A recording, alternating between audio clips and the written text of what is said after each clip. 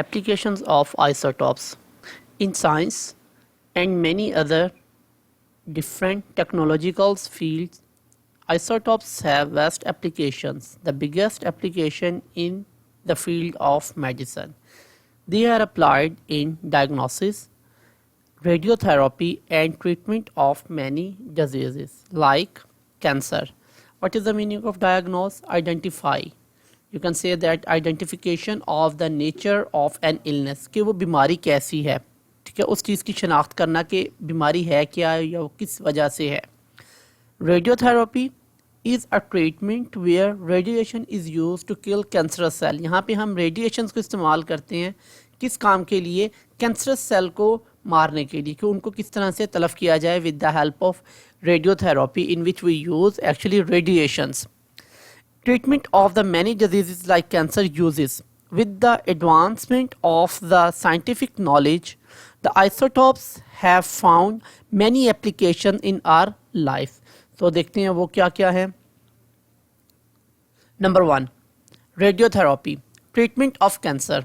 इसमें हम रेडिएशन को इस्तेमाल करेंगे कैंसर की ट्रीटमेंट के लिए, यानी कि ऐसे बॉडी पार्ट्स जो सेल जो हैं जो कैंसर में कन्वर्ट हो जाते हैं उनको हम रेडिएशन के ज़रिए किल कर देंगे. For the treatment of skin cancer, isotopes like P32 and SR90 are used because they emit less penetrating beta radiation. हमें पता है कि जो बीटा रेडिएशन है उनकी पेनिट्रेशन कम है as compare to gamma radiation, और सबसे ज़्यादा हमारे पास क्या थे?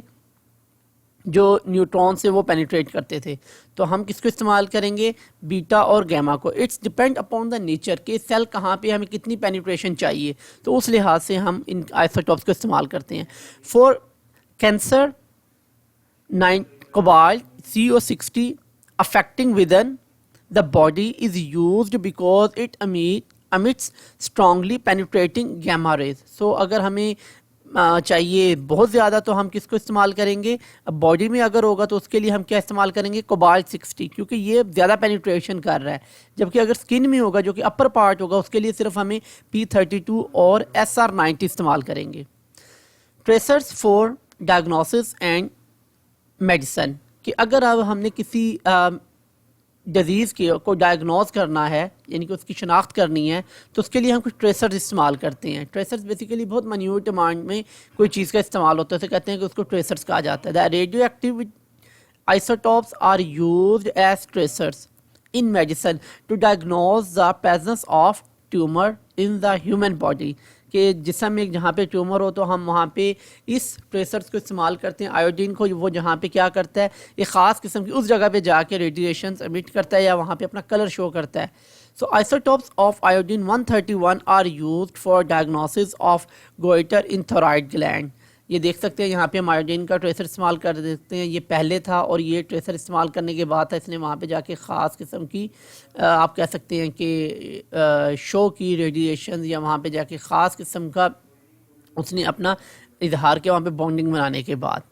Similarly technetium is use to monitor the bone growth. तो यहाँ पे टेक्नीशियम है जहाँ पे बोन की ग्रोथ है, वहाँ पे उसके एक ख़ास किस्म की आपको प्रेजेंस शो हो रही है कि यहाँ पे ये बोन्स की ग्रोथ हो रही है, और बाकी ये बिफोर था और ये आफ्टर यूज़ ऑफ ट्रेसर था. इस तरह से ये दोनों इस्तेमाल होंगे. Number 3, archaeological and geological uses. The radioactive isotopes are used to estimate the age of fossils like dead plants and animals and stones.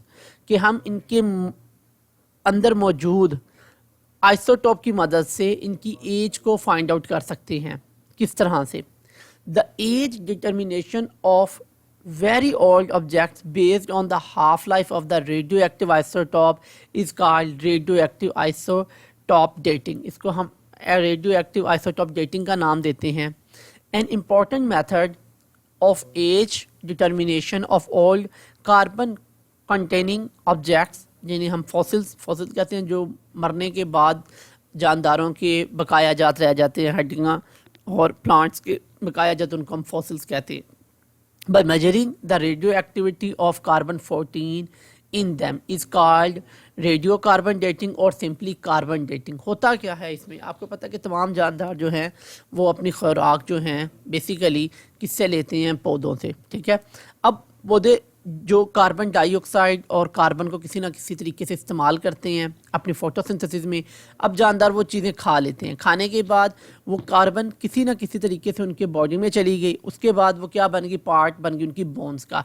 अब हड्डियों में आपको पता है सिर्फ कार्बन एक नहीं है, हमें पता है कार्बन के आइसोटॉप्स हैं, ठीक है, कार्बन 12, 13 एंड 14। अब जो 14 है वो क्या है, रेडियो एक्टिव है, वो क्या करता है, रेडिएशन एमिट करता है। अब ये जो इसकी रेडिएशन की एमिशन होगी, इससे हमें पता चलता जाएगा कि कितने अरसे में कितनी एमिशन हुई है। हम काउंट करते हैं इनकी रेडिएशन की एमिशन, क्योंकि वो अपनी हाफ लाइफ शो करेगा, ठीक है। अब हर बार हम उनकी हाफ लाइफ काउंट करेंगे और उसके बाद हमें क्या पता चल जाएगा, उसकी लाइफ का पता चल जाएगा। So that is known as simply carbon dating और radio carbon dating. Number 4, chemical reaction and structure determination. इससे अब हम रिएक्शन में स्ट्रक्चर की डिटर्मिनेशन कर सकते हैं कि उसका स्ट्रक्चर कैसा है। The radioisotopes are used in the chemical reaction to follow a radioactive elements during the reaction and ultimately to determine the structure, कि हम उसका स्ट्रक्चर भी देख सकते हैं रिएक्शन में। For example carbon 14 is use to label carbon dioxide, as carbon dioxide is used by the plant for photosynthesis to form glucose. अब glucose में ये आ रही है, it's mean its movement is detected through the various intermediate step up to glucose. अब शुरू होती है ये कहाँ से, एटमॉस्फेयर से, ठीक है, in the form of carbon dioxide. अब यहाँ से चलती चलती ये कहाँ गई, ग्लूकोज तक चलेगी। अब उस ग्लूकोज में हमें जहाँ जहाँ पे ये मूव करेगी, हमें उन तमाम स्टेप्स में से क्या चीज़ पता चलती जाएगी, रेडिएशंस करेगी, क्या चीज़, कार्बन 14, ठीक है। तो इस तरह से हम उन तमाम स्टेप्स में से पता चल जाता है कि लास्ट में ये हमारे पास किस में जाती है, ग्लूकोज में कन्वर्ट होती है। और इसके अलावा दूसरे रिएक्शन भी हैं, उनसे भी हमें इसके बारे में पता चल सकता है। Application in power generation.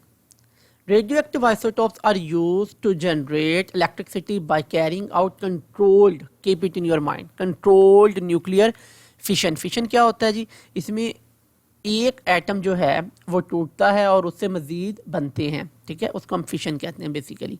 और फ्यूजन जो है वो उसका उलट है। Fission reaction in nuclear reactor, for example uranium 235 is bombarded with slow moving neutrons.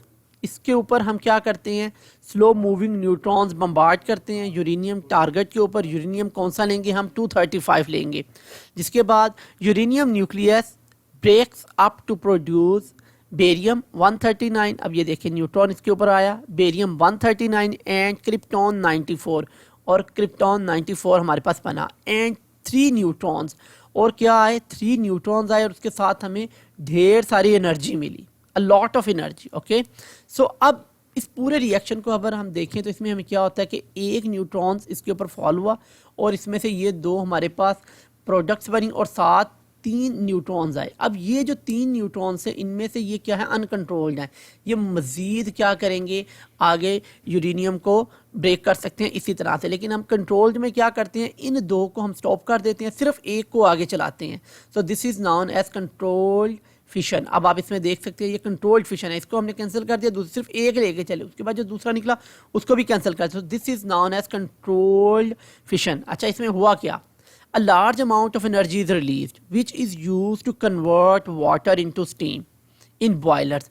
ये एक रिएक्टर था जिसमें से आपने बम्बार्डमेंट की, फिशन रिएक्शन हुआ। अब इसमें से ये जो एनर्जी निकली, इस एनर्जी को हमने क्या किया, यूटिलाइज़ किया कि इसने पानी को किस में कन्वर्ट कर दिया, स्टीम में। स्टीम को कलेक्शन की हमने और इसको किस में इस्तेमाल किया, टरबाइंस की मूवमेंट के लिए, ठीक है। इस स्टीम ने क्या किया, टरबाइन को चलाया और इस टरबाइन ने किसको मूव किया, जो जनरेटर के साथ आपकी अटैचमेंट थी, और इससे हमें क्या चीज़ मिल गई, energy in the form of output of electricity, और पावर हमें इससे जनरेट हुई। जो बाकी की स्टीम थी इसको दोबारा ठंडा करने के बाद पानी में कन्वर्ट कर लेंगे, कूलेंट की मदद से दोबारा इसको यहाँ पे भेज देंगे। सो ये एक साइकिल इस तरह से मूव करेगा।